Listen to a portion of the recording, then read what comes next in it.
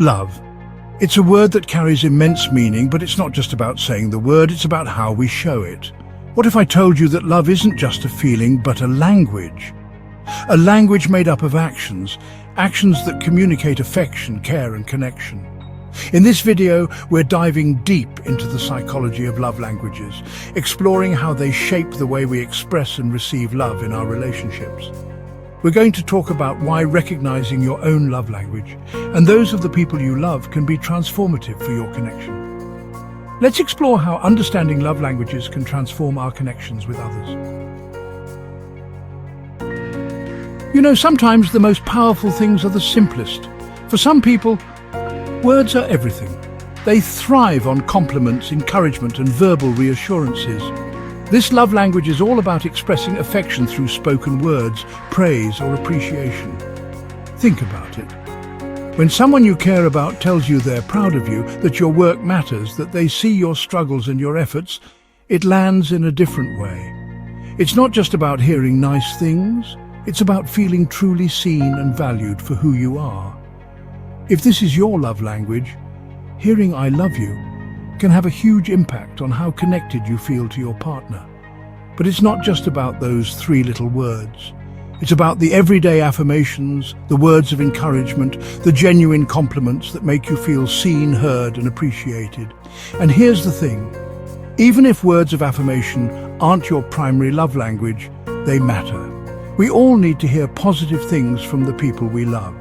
It builds us up, strengthens our bonds, and reminds us that we're not alone.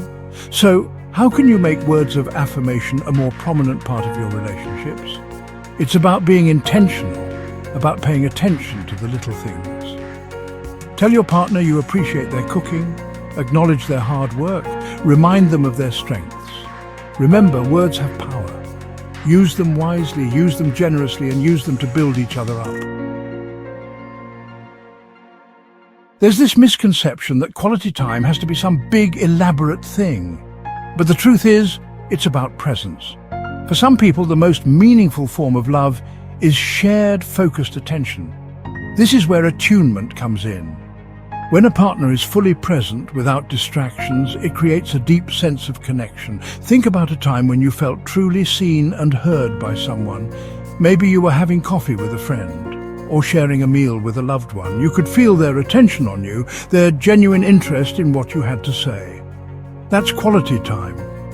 Research shows that shared activities like having a conversation or enjoying a hobby together can release oxytocin, the bonding hormone, fostering trust and intimacy. It's about creating a space where you can connect, laugh, and simply be yourselves without the distractions of daily life. And it doesn't have to be complicated. It could be as simple as cooking dinner together, going for a walk, or cuddling up on the couch and talking about your day. It's about making the time, being present, and savoring the moments, big and small. In a world that's constantly vying for our attention, quality time can feel like a rare commodity, but it's an investment worth making. It strengthens our bonds, deepens our connections, and reminds us of what truly matters. Have you ever received a gift that just felt like it was made for you? Like the person who gave it to you really got you?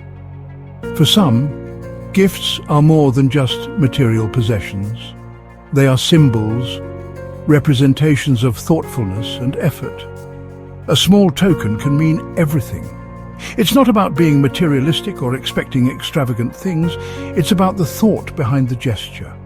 It's about knowing that someone was thinking of you, that they cared enough to put in the effort to find something special. Psychologically, gift-giving taps into the brain's reward system, releasing dopamine, the feel-good neurotransmitter. It's not about the price tag, it's the meaning behind the gesture that counts. A handwritten note, a found seashell, a single flower. These gestures can speak volumes. When we receive a gift that resonates with us, it can make us feel seen, understood, and loved. It's a tangible reminder that we're cared for. And on the flip side, giving gifts can be incredibly rewarding. It allows us to express our love and appreciation in a tangible way. So, if you know someone whose love language is receiving gifts, don't underestimate the power of a thoughtful gesture.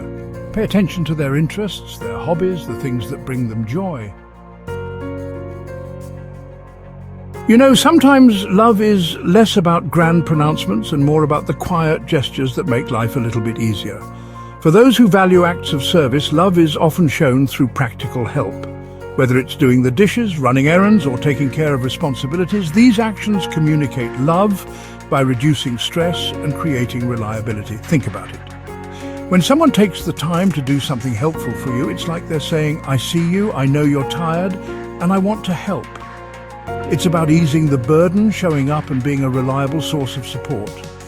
Growing up in environments where caregiving was prioritized can make these acts feel incredibly nurturing and secure. It's a way of expressing love that's rooted in action, in showing up and taking care of each other. It's important to note that acts of service should be given freely without resentment or expectation of something in return. It's about wanting to make life a little bit easier for the people we love. So, how can we incorporate acts of service into our relationships in a way that feels authentic and meaningful? It's about paying attention to the things that matter to our loved ones. Is your partner always stressed about getting dinner on the table after work? Offer to cook. We are hardwired for connection. From the moment we're born, touch is essential to our well-being. For some, love is communicated through touch. A hug, holding hands, a gentle kiss. Physical affection can provide a sense of safety and closeness. Think about the feeling of being hugged by someone you love. You can feel their warmth, their embrace, and it creates a sense of security and comfort. Studies show that touch releases endorphins and serotonin, which reduce stress and promote feelings of well-being. Now, it's important to remember that everyone has different boundaries when it comes to physical touch. What feels comfortable for one person might not feel comfortable for another. The key is to communicate openly and respectfully with our partners about our needs and boundaries. If you know that physical touch is your partner's primary love language, be intentional about incorporating it into your daily interactions. Hold their hand while you're walking, give them a hug when they're feeling stressed, or simply reach out and touch their arm during a conversation. In a world that often feels increasingly disconnected, physical touch can be a powerful way to re-establish intimacy and strengthen our bonds with the people we love. At the end of the day, love is not just about grand gestures. It's about the small, everyday actions that communicate how much we care. By learning to speak our partner's love language, we transform love from an abstract idea into a tangible, resonant practice. And that, my friends, is the key to stronger, more fulfilling relationships. Understanding love languages isn't just about romantic relationships either. It can transform the way we connect with our friends, families, and even our colleagues. When we take the time to understand how the people in our lives experience love, we can show up for them in ways that are meaningful and impactful. If you found value in this video, please like, share, and subscribe to Thinker's Journey for more reflections on love, connection, and the beauty of human relationships. Until next time, keep growing and stay true to yourself. A message to inspire by Thinker's Journey. Tihan.